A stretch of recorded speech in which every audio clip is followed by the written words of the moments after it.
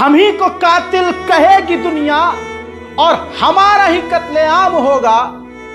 हम ही खोदते फिरेंगे कुएं और हम पर ही पानी हराम होगा। हजरात, आज ये मुसलमानों का हाल है। आज बहुसंख्यक समाज का सड़ा हुआ अंग मुसलमानों पर इल्जाम लगा रहा है कि ये गद्दार है, इन्होंने किया क्या है।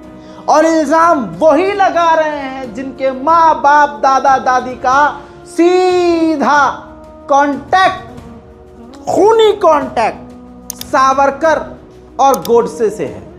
उस वक्त में जिन जिन लोगों ने देश से गद्दारी करी, अंग्रेजों का पेशाब पी रहे थे, आज वो मुसलमानों की वफादारी पर सवाल उठा रहे हैं। अरे उस जमाने में जब ये सब बिल में गोबर खोर घुसे थे, तब जब बीजेपी और आरएसएस नहीं थी, जब भारत के मुसलमानों ने इस देश के लिए अपनी जान माल सब कुर्बान कर दिया।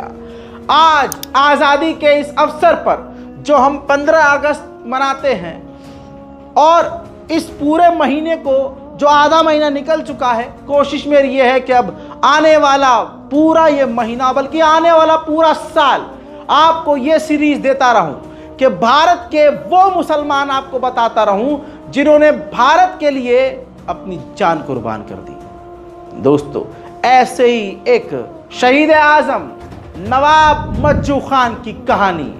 हजरात, इनका नाम है नवाब मजीदुद्दीन खान। जी हाँ, आपको बता दूं, मुरादाबाद, भारत के उत्तर प्रदेश मुरादाबाद के ये रहने वाले और बहादुर शाह जफर के ये आखिरी सिपह सालार यानी chief of commander, Mughal empire के आखिरी बादशाह बहादुर शाह जफर के ये चीफ ऑफ स्टाफ थे, आर्मी स्टाफ थे, ये कमांडर थे। मुरादाबाद में इनका देहांत हुआ, इनका कत्ल हुआ। इनके बारे में किताबों में ज्यादा नहीं है और जहां है वहां मोदी सरकार मिटा ही रही है।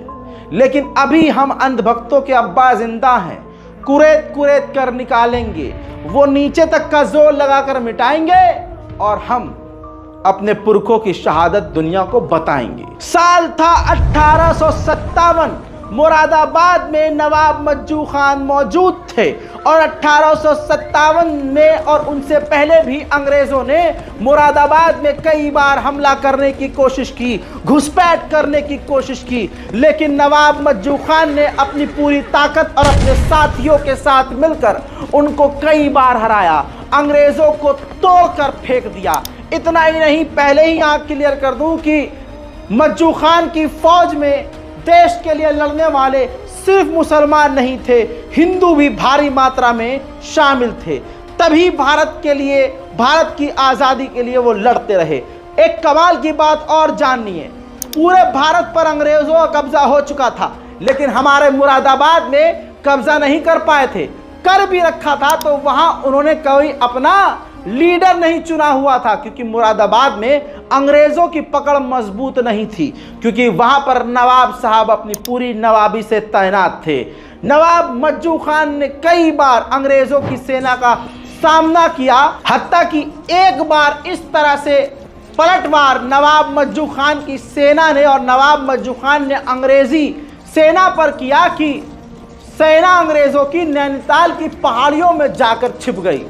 लेकिन फिर ज्यादा समय नहीं बीता, सन 1858 में अंग्रेजों ने रामपुर के नवाब के मदद से दोबारा मुरादाबाद पर हमला कर दिया। हजरात, इस दौरान नवाब मज्जू खान के साथ गद्दारी हुई और उनकी मुखबिरी कर दी गई, जिसके बाद हुआ यह कि 1858 को एक बार फिर से मुरादाबाद पर जब हमला किया, ऐसे में धोखे से मज्जू खान को गोली मारकर कत्ल कर दिया। अंग्रेजों की यह सबसे बड़ी जीत थी, जो मुरादाबाद में उन्होंने अपना आखिरी परचम अंग्रेजों ने लहरा दिया। मुरादाबाद की सबसे बड़ी ताकत अब गिर चुकी थी।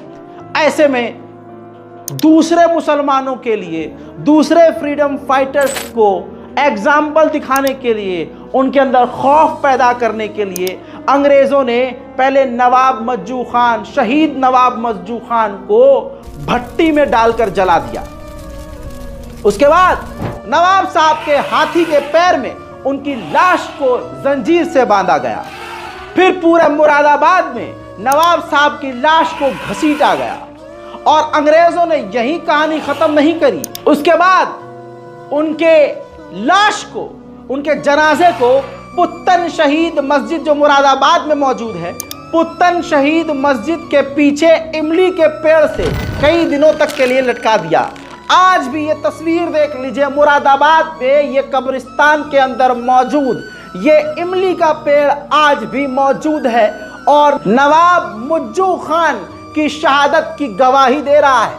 हजरत मोहतरम, ये वो पेड़ है जिस पर भारत के आजादी के लिए लड़ने वाले हजारों मुसलमानों को लटकाया अंग्रेजों ने। इतना ही नहीं, अंग्रेजों ने यहां आजादी की आवाज उठाने वाले लोगों का बड़ा कत्लेआम किया।